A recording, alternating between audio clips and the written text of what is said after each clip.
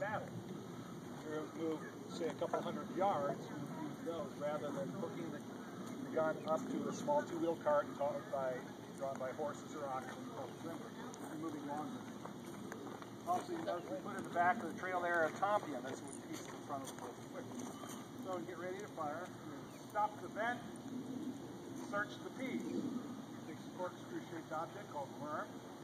Going to make sure there's no debris in the bottom of it because our rounds look like this: 6-pound solid iron ball, 2 pounds of black powder in a wool flannel bag. Clear. That's good. Sponge out. Dry sponge. Next thing, we're going to make sure that vent hole's clear. He's going to do that by pushing the sponge in. You notice the man will feel. Put his cheek down there so you can feel the rush of the air.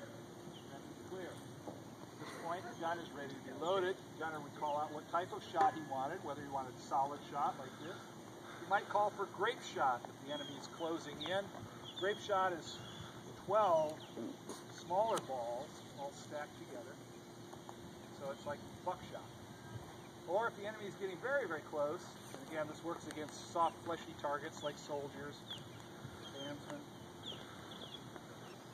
But that's what turns it into basically a large shotgun bird shot. About 100 musket balls packed into 2 things. That's 100 muskets. So we would load, you'd call it load, solid shot. With the ammo chest, you take it, put it in the pouch. Protect it.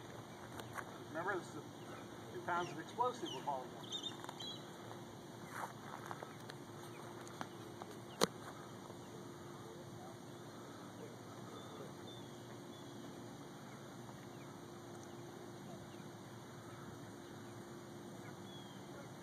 Delivers the shot. It will load. Ram down.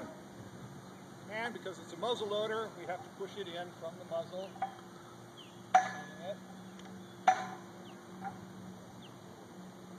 Next, he's going to take the priming wire, or brass wire, and feel down in her to make sure that the round is seated properly.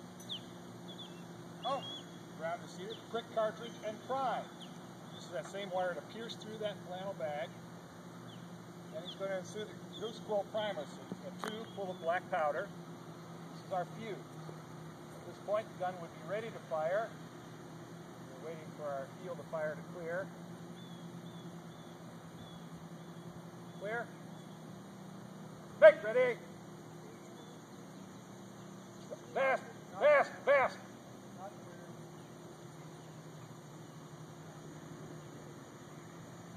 Make ready. Fire. Boom. Stop the vent, search the piece. Again, we're going to make sure there's no debris in there. This time we are going to fire around. Check your ears. Put the palms of your hands, put them on each side of your head. Open your mouth just a little bit. That'll help you. You don't need to do that. Sponge out, wet sponge.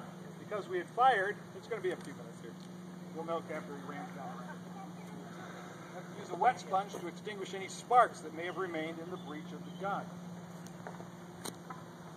At this point, the gunner is again called out what the shot is. Load, solid shot. Load our round. Advance the round.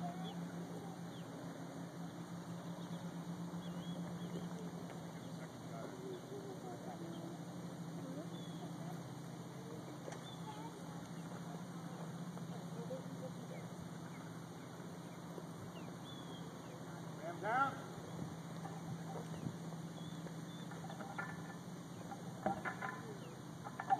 throws the rammer in there so if something happens, his hand is out of the way. Oh, the cartridge in prime.